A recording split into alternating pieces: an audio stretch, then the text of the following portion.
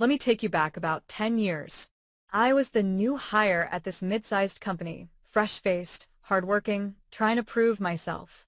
But within the first week, I noticed something strange and infuriating. Twice a week, like clockwork, my homemade lunch would vanish from the shared office fridge. Not the container, no, that was always right where I left it. But inside? Empty. Completely picked clean. Like someone had meticulously opened it, devoured the food, and quietly returned the container, as if nothing had happened. The first time, I thought I was losing my mind. Maybe I forgot to pack lunch? Maybe I ate it and just didn't remember? By the third time, I knew someone was stealing my food. So I started asking around.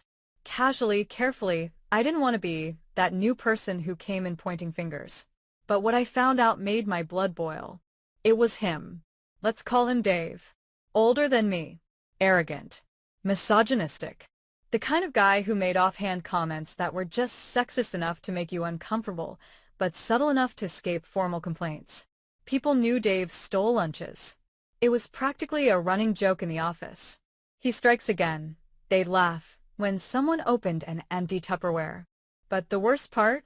He'd been there for years, and HR didn't want to stir the pot over a few missing sandwiches. I felt violated, disrespected, powerless. This wasn't just about food. It was about someone taking advantage of me, knowing there'd be no consequences. But they underestimated one thing. I'm petty, and I have time. So I hatched a plan. At first, I stopped putting my real lunches in the fridge.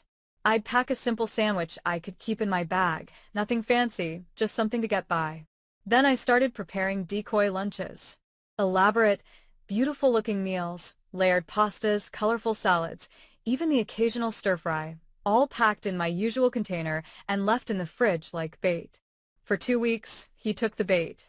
Every single time. And every time, I ate my sad little sandwich and smiled because phase 2 was coming.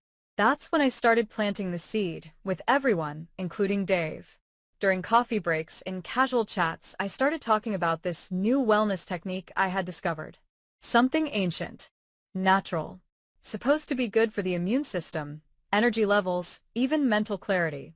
I told them very casually that I'd started collecting my menstrual blood and incorporating it into my meals. I even showed them a video on my phone. Of course, it was staged. A video of me preparing food, holding up my menstrual cup, and pouring what looked like blood into a soup pot. It wasn't real, but it looked real, and I made sure Dave saw it.